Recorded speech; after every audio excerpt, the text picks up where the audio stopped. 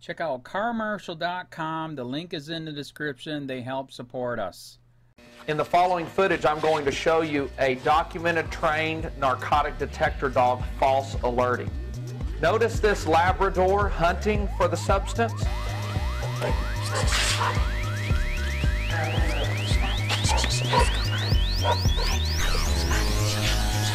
Good.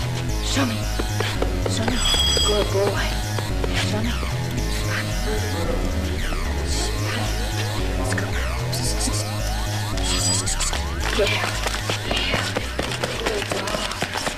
That's called a false positive. There are no substances there at all, and the canine's indicating. It's clear and plain to see there are no narcotics there. Now watch, she'll continue getting the dog to alert, talking the dog into alerting. Remember this, it is not the dog's fault. It is not the dog actually lying. It's the narcotic detector dog handler.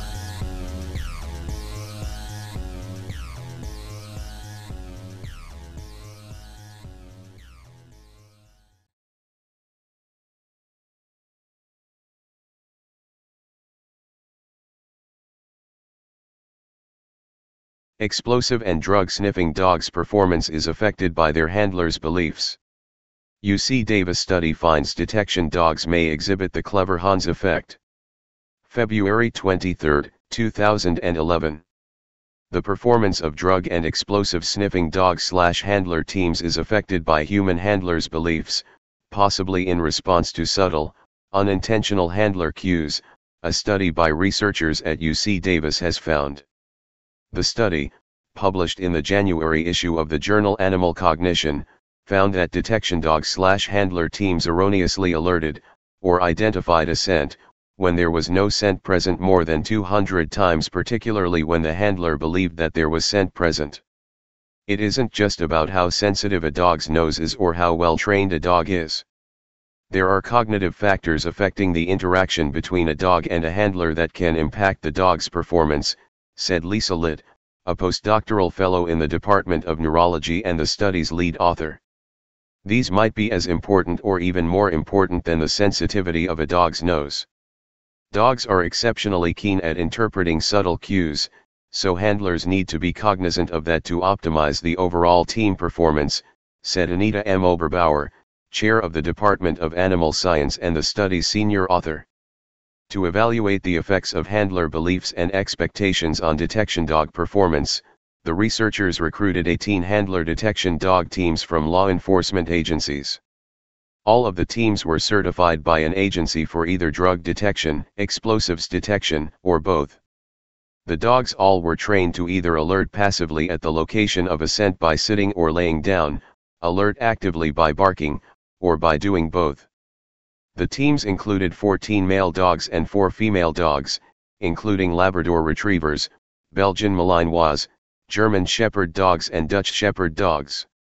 The dogs' level of experience ranged from 2 to 7 years. Their human partners had as many as 18 years of dog handling experience. The setting for the study was a church selected because it was unlikely to have contained either explosives or drugs in the past where neither the dogs nor the handlers had been before. The researchers created 4 separate rooms for the dogs to examine or clear. The handlers were told that there might be up to 3 of their target scents in each room, and that there would be a piece of red construction paper in 2 of the rooms that identified the location of the target scent. However, there were no target scents, explosives or drugs placed in any of the rooms. Each room represented a different experimental condition or scenario. There was one room where the experimenter did nothing. She walked in and walked out. In one room she had taped a piece of red construction paper to a cabinet. In another she had placed decoy scents, 2 sausages and 2 tennis balls hidden together out of view. In the last room she had placed a piece of red construction paper at the location of hidden decoy scents, 2 sausages and 2 tennis balls. The dog handler teams conducted 2 separate 5-minute searches of each room. When handlers believed their dogs had alerted indicated a target scent, an observer recorded the location indicated by handlers. Search orders were counterbalanced, that is, all teams searched the rooms in a different order. Although there should have been no alerts in any of the rooms, there were alerts in all rooms. Moreover, there were more alerts at the locations indicated by construction paper than at either of the locations containing just the decoy scents or at any other locations. That is significant, Litt said, because there were more alerts on target locations indicated by human suggestion the construction paper than at locations of increased dog interest the hidden sausage and tennis balls. There also were alerts on a wide variety of other locations, indicating that the dogs were not simply alerting in the same locations where other dogs had done so. Litt noted that in the early 20th century in Germany a horse named Clever Hans was believed to be capable of counting and other tasks. It was determined that Clever Hans actually was responding to the minute, postural and facial cues of his trainer or other observers. Similarly, detection dogs may be alerted to subtle human cues that direct dog responses without formal training, including pointing, nodding, head turning and gazing. Litt, who was previously a detection dog handler, said the study should be replicated with dog teams being videotaped to carefully assess hidden cues handlers might be giving. This study should be replicated and expanded so that we can assess hidden cues handlers might be giving. It might be the case that everyone is doing the same types of things so that you could possibly address it directly. She said it is important to recognize that these findings do not mitigate the abilities of these handler/dog teams to perform successfully. Our data, together with our previous findings and those of other researchers, continue to emphasize that many cognitive factors can affect handlers, dogs, and the handler-dog dyad. Further research is required to characterize these factors in order to optimize working dog and handler performance. Also importantly, the sensitivity of dogs to social cues as suggested by the study points to the potential to develop good models to study social behavior. Litt recently completed the Autism Research Training Program at the UC Davis Mind Institute. In addition to studies of how cognition can affect working dog performance, she is currently engaged in research on neurodevelopmental and neurological disorders, investigating the dog as an animal model for social behaviors relevant to these disorders. Other study authors include Julie Schweitzer, an associate professor of psychiatry and behavioral sciences, and Anita M. Oberbauer, chair of the Department of Animal Science. Hey Charlotte County, this is Charlotte County COPWATCH, and I wanted to explain what fair use is. You can use pieces of news articles if you're doing it for news reporting, you have commentary, and you're doing it for education purposes. So that's what fair use is, as you can see right here. Another reason why I wanted to make this video is to let you know I have just joined with Patreon. A nice thing with Patreon, I make no money on YouTube. They took the money away years ago, and so this is another way to give, and it's a nice thing too because you can give monthly. You can give $1, $5, $10, whatever. I do 4 to 5 hours a day on trying to wake the sheeple up on how corrupt it is and different ways that you can fight the corruption. So Patreon is a way that you can do it, and then of course the old way is still there. Donate to Charlotte County COPWATCH with PayPal or credit card.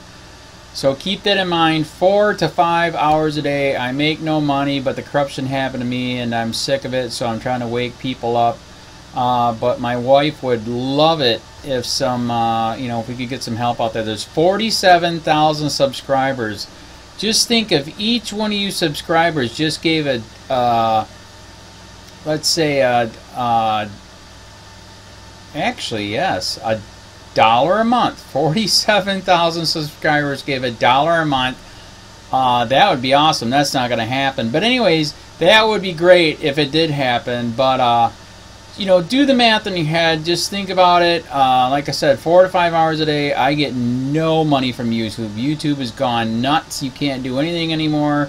They're taking the money away everywhere. So these are a couple different ways that you can still help out with all this time that I put in. And as you know, I'm in a special situation where, at least I can do it. 4 to 5 hours a day.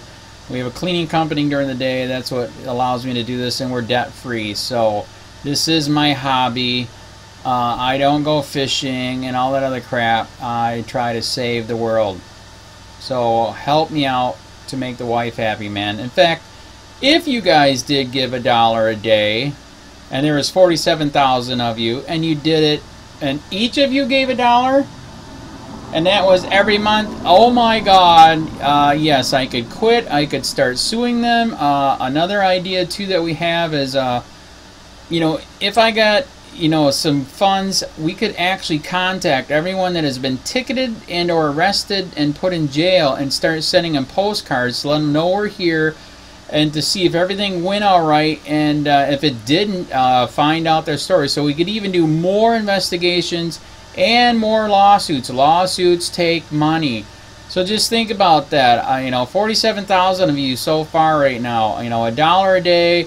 I mean, $1 a month on Patreon, or $5 a month Patreon, 10, 20, whatever. Just do the math in your head. Help out. This is a lot of work every single day. Thanks.